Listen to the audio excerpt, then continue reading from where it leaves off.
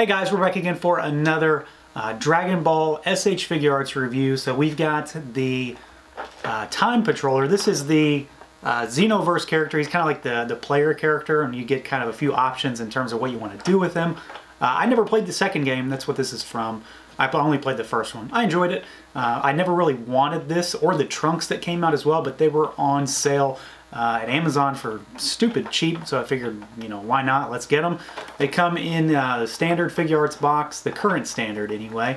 It's got a sticker for some sort of promo. I don't know if it works in the US or not because it's all in Japanese, so we'll see. And then on the back, we've got some product shots. Normal stuff. I like these boxes. They look good, but gotta pull them out. So let's take a look.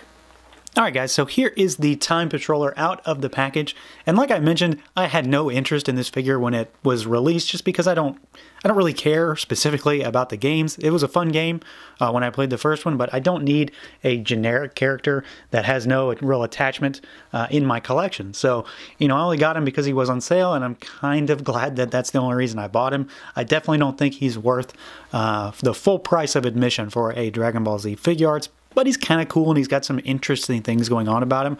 There is one thing that really bugs me, and we'll get to that though. So as far as articulation goes, it's pretty standard Figuarts fare here. You're not going to be surprised in any way. He's got a standard jointed neck with ball jointed head, so he's got movement all around. Arms can go all the way around and out. Bicep swivel, double jointed elbow, and then a ball joint at the wrist. He's got a crunch. Pretty good movement, not too bad. Legs can go about that far out, not the greatest, but not terrible. They go forward 90 degrees. They do not have any real drop down. Like, it feels like it wants to, but it doesn't really do it. And you can see it's got the standard ball joints in there, which looks good. I think it's okay. Back kick is really far. The cape is going to get in the way somewhat, but the cape itself also moves. It has a peg on the back, so this back piece here can be flared out, which I think is a really cool touch. I do like the idea behind it, but it presents some structural issues that I'm finding. And then as far as the knees, they go pretty far back, standard Figuarts joint. It doesn't look too terrible. It's not the greatest, but it's not bad. And then we've got rotation and hinge and a rocker and a toe joint and all that standard Figuarts goodness down at the feet. And I did not pull this plastic out. I always do that. So going back to the cape, I said I like it, and I do like the idea behind it, but it really throws this guy off balance.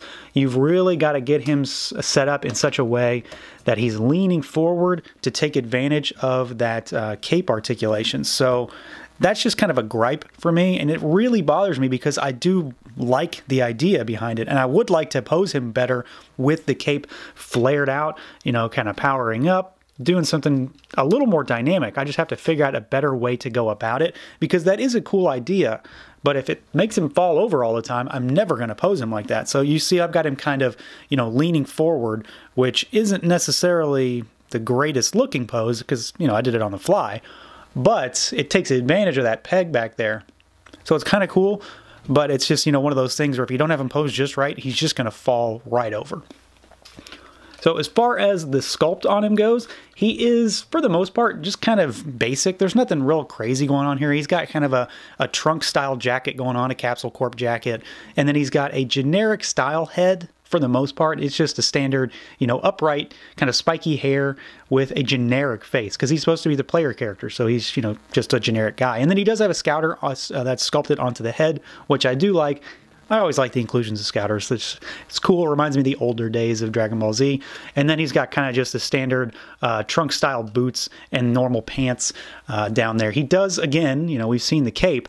One thing that is interesting is that the whole thing isn't removable. You can pull the back off because it's pegged, so you can do that. But this part is sculpted onto the figure, so you're not going to be able to really do anything about that. I think it's mostly, you know, it's a separation of the pieces to allow for the movement, but it's not aesthetically pleasing if you take it off, which is fine. I don't want the cape off anyway. I think it's nice to have another character with a cape. You know, we only have Piccolo, I think, right? Nobody else has a cape that I can think of. So yeah, there's that.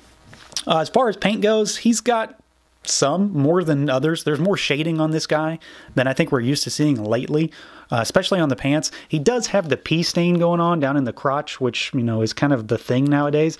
There is a lot of shading on the cape. It makes it, it gives it a little shadowy look in certain places, but it also makes it look kind of dingy, which is nice. You know, it's a white cape, so it's got some wear to it, I guess, is a good way to say it. And then the big kind of problem in the paint for me would be the face. I don't think it's very detailed. I think, and this could be just what they're going for, and if it is, then I get it. It doesn't really bother me, but I still see it as kind of an issue, is that it's kind of generic. Like, all of the faces really look slightly more cartoony than I think I'm used to for these, and maybe it's because I have no real attachment to this character, and since he is so generic, it just looks kind of bland. That said, there is some nice shading in the hair, and I really, really dig the red color that we've got with these, with the head here, and there's an extra face that has some red on it as well. We do have other accessories with Super Saiyan hair, but I honestly think I'm not going to use them for once, and I'm going to keep this guy with the red just because it is so different and so striking. He'll stand out amongst the other Saiyans in my cases. All right, now as far as accessories goes, he's got kind of the standard fare for Figuarts. We've got 3 extra sets of hands. We have got an open palm set of hands for the blast effect. We have got a more gripping style hand, but it's still style posed. And then we have got a set of open style gripping hands that are interesting because he has nothing to grip. There is no item for him to hold, but he has 2 gripping hands for, you know, like a sword or something, which is interesting.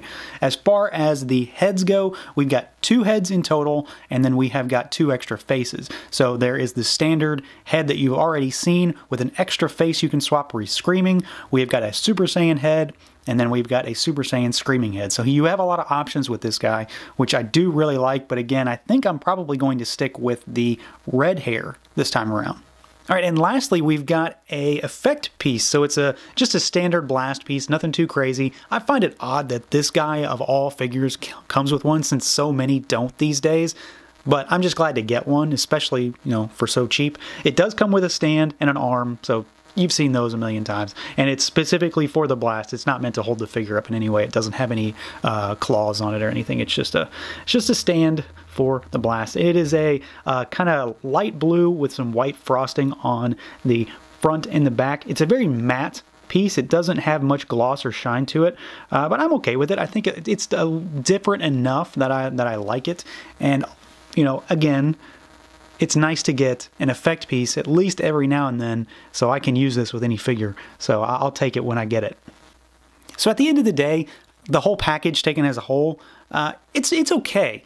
I'm still not blown away by this guy, and I don't think I was ever expecting to. I'm glad I didn't pay full price for it. That's a definite.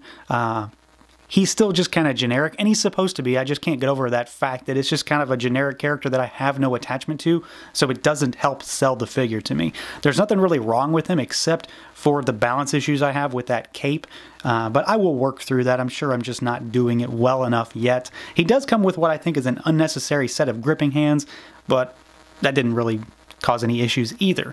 So, you know, at the end of the day, I don't think everybody really has to have this figure. If you're a big fan of the game, then it's probably worth getting a hold of, or if you can get it on sale. You know, I paid 25 bucks for this thing, so I can't really pass that up when it comes to a Figuarts. So that is going to do it for this look at the DBZ Xenoverse Time Patroller figure from Bandai Tamashii Nations. Feel free to like, comment, subscribe, and share, and until next time.